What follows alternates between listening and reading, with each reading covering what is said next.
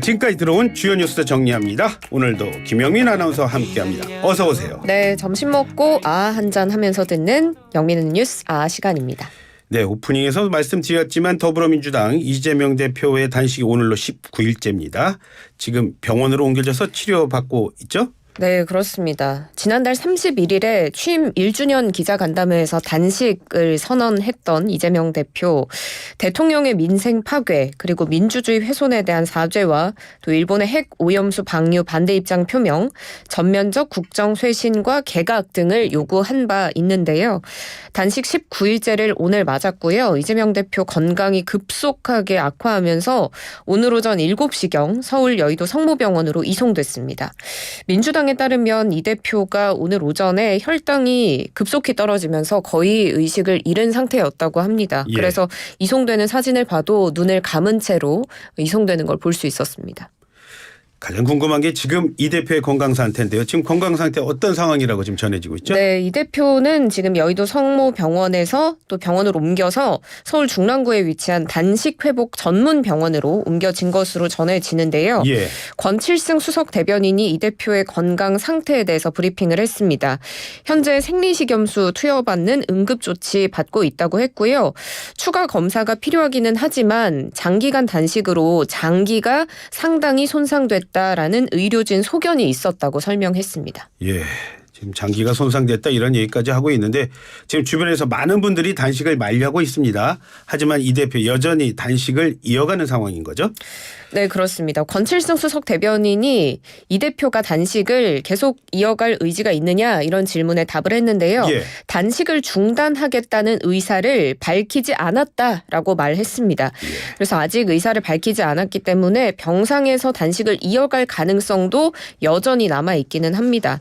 실제로 이재명 대표는 그동안 이 단식을 이어가겠다라는 의지를 굉장히 강하게 표명을 해왔죠. 지난 14일에 김기현 국민의힘 대표가 최고위원 회의 통해서 단식 중단 정중히 요청한다라고 말했지만 이 대표는 그때 의지를 굽히지 않았고 앞서 지난 16일에도 민주당 비상의원총회에서 또 소속 의원 전원이 단식 중단을 결의했지만 이것도 이 대표는 받아들이지 않았습니다. 그리고 어제도 사실 당의 신고로 119 구급대원이 출동했는데요. 이때도 이 대표는 병원행을 거부하고 단식 중단도 포기하지 않았습니다. 예. 단식도 포기하지 않았습니다. 네. 자, 이런 가운데요. 더불어민주당 이재명 대표에 대해서 검찰이 구속영장을 청구했는데요. 혐의 내용 등 정리해 볼까요? 네, 서울중앙지검 반부패 수사 1부가 오늘 이 대표에 대해서 특정경제범죄 가중처벌법상 배임, 또 특정범죄 가중처벌법상 뇌물, 위증교사, 외국환거래법 위반 혐의로 구속영장을 청구했습니다. 올해 2월에 검찰이 위례대장동 개발 특혜, 또 성남FC 불법 후원금 의혹으로 처음 구속영장을 청구했는데 그때는 국회 체포동의안 부결로 자동 기각됐었죠. 그 이후 약 7개월 만입니다. 이 대표는 불체포 특권을 가진 현직 국회의원이기 때문에 이 체포동의안이 다시 국회 본회의를 통과해야지만 법원에 구속 전 피의자 신문이 열릴 수 있습니다. 예, 다른 것도 아니고 지금 오늘 이재명 대표가 병원에 후송된 상황에 네. 영장이 청구가 됐습니다. 민주당의 반발이 정말 만만치 않았을 것으로 예상이 되는데요. 네, 그렇습니다. 박광원 더불어민주당 원내대표가 오늘 국회에서 열린 교섭단체 대표 연설에서 이제 강하게 비판의 목소리를 냈습니다.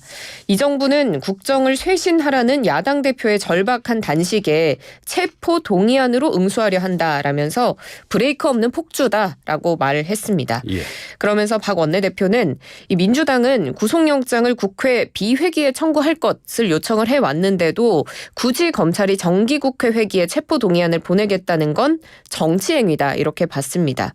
그러면서 부결은 방탄의 길이고 가결은 분열의 길이기 때문에 어떤 길이든 이건 민주당을 궁지로 밀어넣으려는 정치적 올감이다라는 것을 잘 알고 있다라고 말하기도 했습니다. 박광원 원내대표는 이 자리에서 국무총리 해임 또 내각 총사퇴를 요구했고요. 그리고 야당과 대화에 나설 것도 요구했습니다. 자, 이런 가운데 윤석열 대통령 오늘 뉴욕으로 출국한다고요?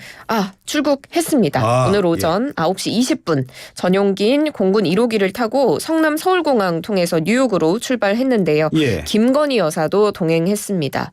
이번 출국은 유엔 총회 참석을 위해서인데요.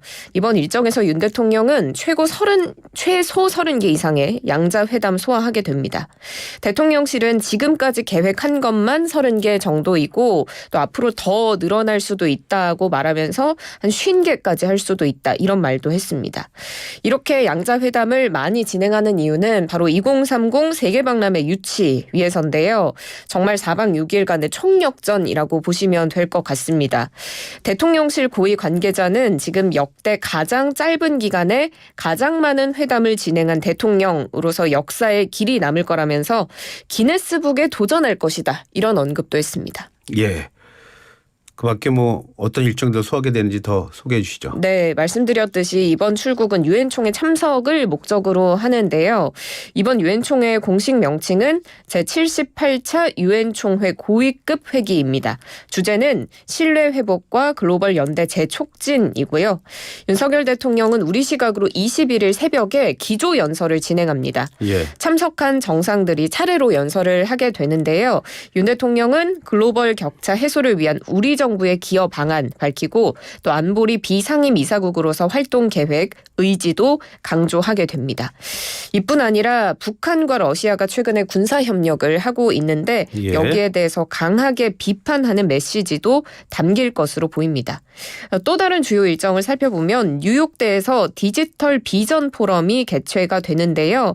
여기에도 윤 대통령이 참석합니다. 대학에서의 대담 형식이 될 것으로 보이고 새로운 디지털 규범 질서의 기본 방향이 될 디지털 권리장전의 발표 계획을 내놓을 방침입니다. 예, 말씀하신 대로 4박 6일 일정이라고 했으니까 빡빡한 일정이 예상이 되네요.